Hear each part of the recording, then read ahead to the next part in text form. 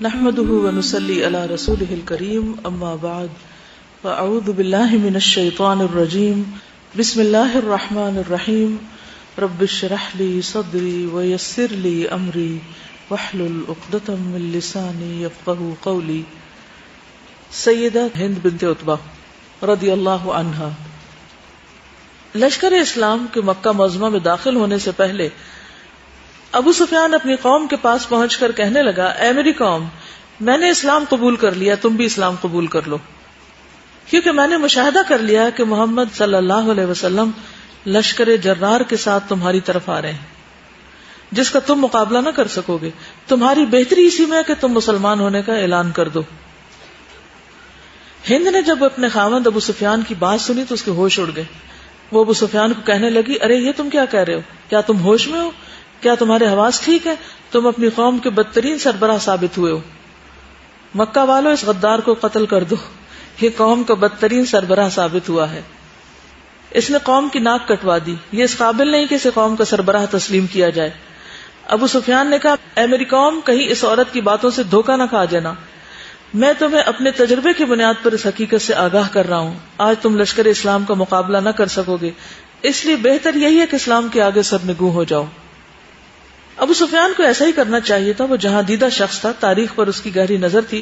اس نے دو ٹوک انداز میں قوم کو خطرے سے آگاہ کرتے ہوئے کہا، وہ لشکر اسلام کا کسی صورت میں مقابلہ نہیں کر سکتے. اس نے بھی اس حوالے سے ارادہ کیا تھا کہ مسلمانوں کے راستے میں رکاوٹ کھڑی کی جائے، لیکن اپنے تجربے کی روشنی میں بھانپ لیا کہ لشکر اسلام کی راہ میں رکاوٹ کھڑی کرنا اب ممکن نہیں. ابو سفیان نے اس حقیقت کو جان لیا جو ہند نہ جان سکی. عبداللہ بن عباس فرماتے ہیں کہ جب رسول اللہ صلی اللہ علیہ وسلم لشکر اسلام کی قیادت کرتے ہوئے مر زہران مقام پر پہنچے تو عباس فرماتے ہیں کہ میں نے یہ بات کہی کہ اگر آج قریش نے رسول اللہ صلی اللہ علیہ وسلم کے مکہ معظمہ میں داخل ہونے سے پہلے ان کی خدمت میں پہنچ کر امان طلب نہ کی تو وہ تباہ و برباد ہو جائیں گے. حضرت عباس فرماتے ہیں کہ میں رسول اللہ صلی اللہ علیہ وسلم کی خچر پر سوار ہو کر نکلا. میں دیکھ رہا تھا کہ کوئی اپنے کسی کام کے لیے مکہ جانے والا ہو تو وہ اہل مکہ کو رسول اللہ صلی اللہ علیہ وسلم کے بارے میں بتا دے تاکہ وہ آپ کی خدمت میں پہنچ کر امان طلب کر لیں.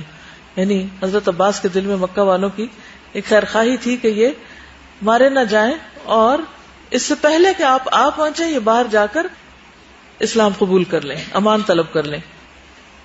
میں چلا جا رہا تھا کہ میں نے ابو سفیان اور بدیل بن ورقہ کو آپس میں باتیں کرتے ہوئے سن لیا. میں نے کہا، اے ابو حنظلہ، تم یہاں؟ ابو سفیان کو کہہ رہے. ابو سفیان نے میری آواز کو پہچان لیا اور کہا، ابو الفضل، یعنی کون؟ حضرت عباس. ام الفضل ان کی وائف تھی نا. میں نے کہا ہاں. اس نے کہا، میرے ماں باپ صدقے، آپ یہاں کیسے؟ میں نے کہا، یہ دیکھو رسول اللہ صلی اللہ علیہ وسلم اپنا لاؤ لشکر لے کر پہنچ گئے. اس نے کہا، اب کیا کرنا چاہیے، کوئی ہیلا بتاؤ.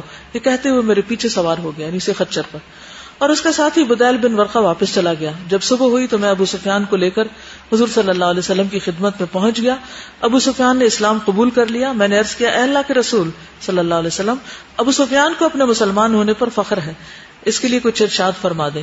آپ نے فرمایا، آج جو ابو سفیان کے گھر میں داخل ہوگا اسے امان حاصل ہوگا، جو اپنے گھر میں داخل ہو کر دروازہ بند کر لے گا اسے بھی امن ہوگا، جو مسجد حرام میں داخل ہو جائے گا اسے بھی امن حاصل ہو جائے گا. اب اس موقع پر ہند جو ہے وہ بھی سارے حالات دیکھ رہی، وہ بھی سب کچھ دیکھ رہی اور بھانپ رہی ہے کہ سب مسلمان ہوتے جا رہے ہیں تو اب کیا کرنا چاہیے. بہرحال اللہ نے اس کے دل میں بھی اسلام کی چاہت ڈال دی، اور وہ کس طرح کہ اس نے حرم میں مسلمانوں کو عبادت کرتے ہوئے دیکھا تو یہ منظر اس کو اچھا لگا. مختلف جو کتابیں ہیں ان میں جو ہند کے قبول اسلام کی داستان ہے اس کا خلاصہ کچھ یوں ہے کہ ہند نے ابو سفیان سے کہا کہ میں بھی محمد صلی اللہ علیہ وسلم کی اتباع کرنا چاہتی ہوں، یعنی دوسرے لفظوں میں میں بھی مسلمان ہونا چاہتی ہوں. تو ابو سفیان نے کہا کہ کل تو اس بات کو ناپسند کرتی تھی، یعنی میرے خلاف تھی. اس نے کہا، اللہ کی قسم، میں نے ایک رات پہلے اللہ کی عبادت کا حقیقی منظر دیکھا. بخدا لوگ قیام، رکوع اور سجود کی حالت میں نماز پڑھتے ہوئے بڑے بھلے معلوم ہوتے ہیں. یہ کس چیز کی تبلیغ تھی؟ عمل کی. اس نے کہا، جو تیرے جی میں آئے کرو. اپنے ساتھ برادری کا کوئی فرد لیتی جانا، اکیلی نہ جانا، کیونکہ ابو سفیان کو پتا تھا کہ ہند نے بہت ظلم کیا ہوا ہے. اس نے کہا ٹھیک ہے، تمہیں اجازت ہے. اس میں آپ دیکھیے کہ اوور آل جتنے بھی واقعات آپ نے پڑھے ہیں، اس میں جو ہسبینڈ وائف کے ریلیشن شپ ہیں وہ کتنے ہیں، یعنی اس میں مرد کہیں عورتوں کو ذلیل کرتے نظر نہیں آتے. ایک درجے میں آزادی بھی دی ہوئی ہے، ان کی بات سنتے بھی ہیں، ان کی بات رد بھی کرتے ہیں، یعنی اوپن ڈسکشن ہے. کہیں وہ ایسا ایٹیٹیوڈ نہیں ہے کہ جس میں مرد صرف اس بنا پر اپنی بڑائی ثابت کر رہا کہ میں مرد ہوں اور بس. نہیں، اس کے ساتھ ساتھ وہ جہاں کہیں بھی آپ مکالمے دیکھیں، کہیں بھی آپ پڑھیں نا صحابیات کے حالات اور عرب کی عورتوں کے، تو آپ اس چیز کو ضرور غور کریں کہ ان کے ہسبینڈ وائف ریلیشن شپ کتنے اسٹرانگ ہیں ایک طرح سے. اور اگر نہیں بنتی تو بات ختم اور کہیں اور نکاح ہو گیا. اور وہ بھی کوئی تانا نہیں دیتے رہتے پیچھے کا کہ ہاں تم پچھلے شوہر کو یاد کرتی ہوگی اور ایسا ہوگا اور ویسا. اس قسم کی باتیں نہیں ہیں. یہ جو عربوں کی خاص خصوصیت ہے نا مروءت، تو ان کے اندر بہت مختلف طرح کی خصوصیات ہیں اور وسعت ذہنی بھی پائی جاتی، بہادری بھی پائی جاتی، سچائی اور امانت بھی ہے، بات کے پکے بھی ہیں، دھن کے بھی پکے ہیں. بہرحال تو کہا جاتا ہے ایک روایت میں کہ وہ حضرت عثمان کے پاس گئی اور ایک اور روایت میں کہ حضرت عمر کے پاس گئی، اور اس کے ساتھ وہ خواتین تھی جنہوں نے اسلام قبول کر لیا تھا. تو حضرت عثمان یا حضرت عمر ان کے ساتھ گئے، نبی کریم صلی اللہ علیہ وسلم سے اس کے لیے اجازت طلب کی. وہ نقاب اوڑے ہوئے تھی کیونکہ اس زمانے کی جو سردار خواتین ہوتی تھی وہ نقاب کرتی تھی، وہ ان کی پہچان ہوتی تھی. اور اس بات کا ڈر بھی تھا کہ حضور صلی اللہ علیہ وسلم نے ایک دم پہچان لیا تو یعنی خوف زدہ تھی.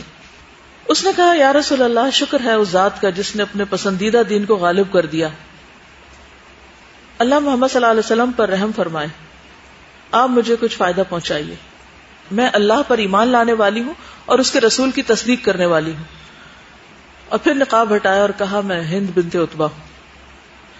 رسول اللہ صلی اللہ علیہ وسلم نے خوش آمدید کہا.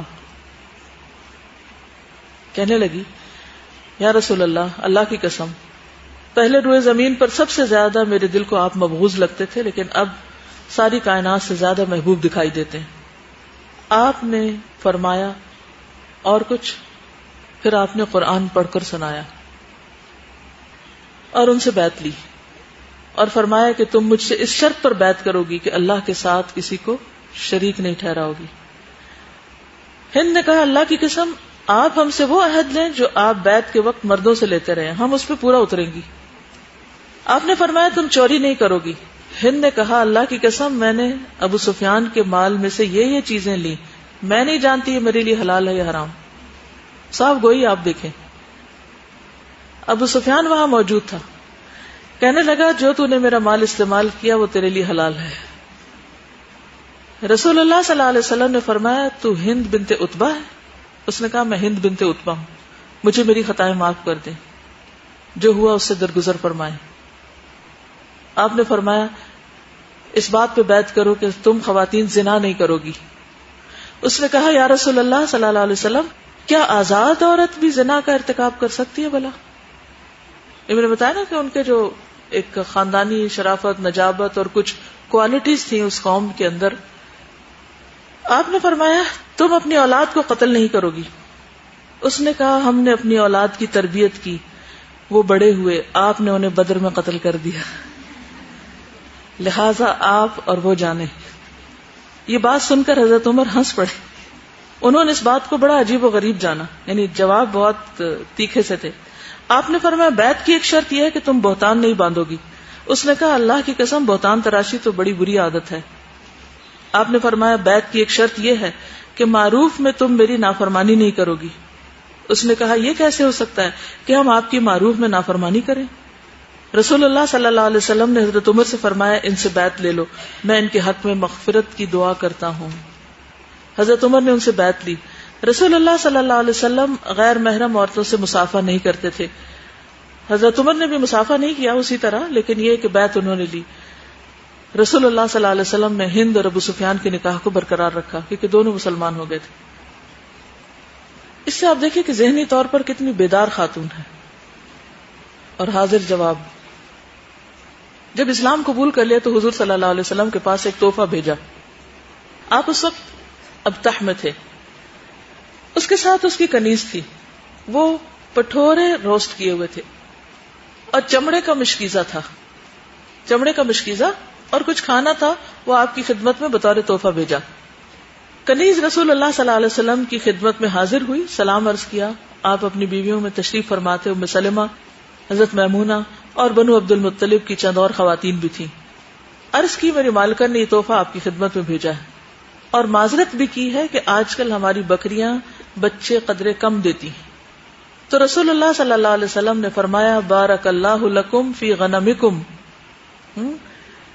اللہ تمہاری بکریوں میں برکت دے اور وہ اکثر جنم دیں، زیادہ بچے دیں۔ کنیز اپنی مالکن ہند کے پاس واپس گئی اور اسے رسول اللہ صلی اللہ علیہ وسلم کی دعا کے بارے میں بتایا تو بہت خوش ہوئی۔ کنیز کہتی ہے کہ اس دعا کے بعد ہم نے دیکھا کہ ہماری بکریوں میں برکت پڑ گئی اور کثرت سے بچوں کو جنم دینے لگی، اس سے پہلے کبھی یہ منظر دیکھنے میں نہیں آیا تھا۔ ہند کہتی ہے کہ یہ رسول اللہ صلی اللہ علیہ وسلم کی دعا کی برکت ہے، اللہ کا شکر ہے جس نے اسلام کی طرف ہدایت دی۔ پھر کہتی کہ میں نے خواب میں دیکھا کہ میں دھوپ میں کھڑی ہوں، میرا سایہ ہے لیکن میں اسے اپنے قابو میں لانے پہ قادر نہیں ہوں۔ جب رسول اللہ صلی اللہ علیہ وسلم ہمارے قریب آئے تو مجھے یوں محسوس ہوا کہ میں سائے میں داخل ہو گئی ہوں، یعنی کہ وہ اسلام قبول کرنے سے پہلے ایک طرح سے اس کے دل میں آ رہا تھا اور اسی قسم کے یعنی خواب بھی وہ دیکھ رہی تھی۔ تو بہرحال مسلمان ہو جاتی ہے اور بہت شرع صدر کے ساتھ، کلیئر مائنڈ کے ساتھ اب مسلمان ہوئی۔ مسلمان ہونے کے بعد اس نے جنگ یرموک میں شرکت کی۔ اسلام قبول کرنے کے بعد کہا جاتا ہے کہ جب یہ گھر گئی تو جا کر اپنے بت کو گرایا، اس کو پاؤں سے ٹھوکر ماری، ٹکڑے ٹکڑے کیا اور کہا کہ اللہ کی قسم ہم تیری وجہ سے بہت دھوکے میں تھے، یعنی کہ خود اپنی مرضی سے پھر بتوں کو توڑا۔ ذہبی کہتے ہیں کہ کانت ہند من احسن نساء قریش وعاقلہن، کہ ہند جو تھی وہ قریش کی بہترین عورتوں میں سے تھی اور ان میں سے سب سے زیادہ عقل مند تھی، بہت فصیح اللسان تھی، شاعرہ تھی، دلیر تھی، بہادر تھی، غیرت مند بھی تھی۔ ان کی اپنی ایک رائے، تدبیر اور دانش مندی بھی تھی ان کے اندر۔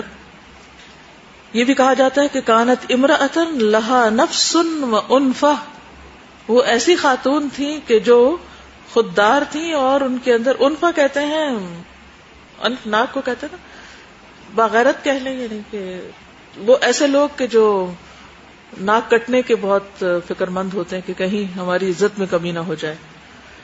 وذا رأی وعقل، اور صاحب رائے اور صاحب عقل خاتون تھی، یعنی بہت عقل مند اور سمجھدار تھی۔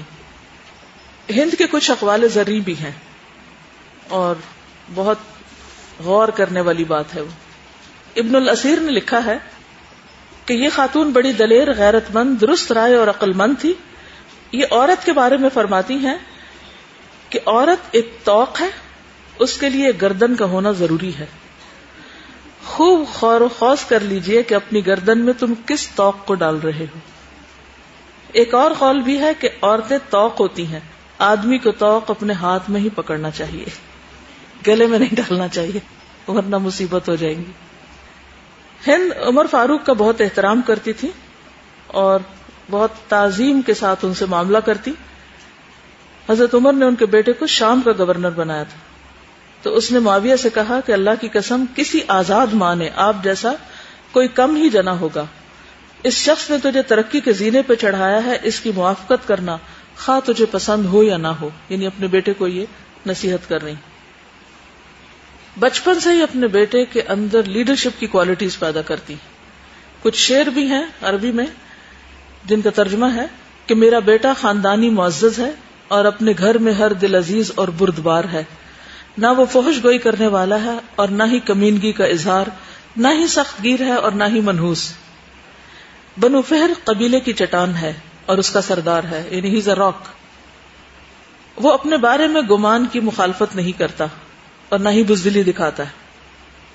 کسی نے جب بچپن میں امیر معاویہ کو کہا کہ بڑا ہو کر اپنی قوم کا سردار بنے گا تو ہند نے کہا کہ پھر اس نے کوئی کمال نہ کیا۔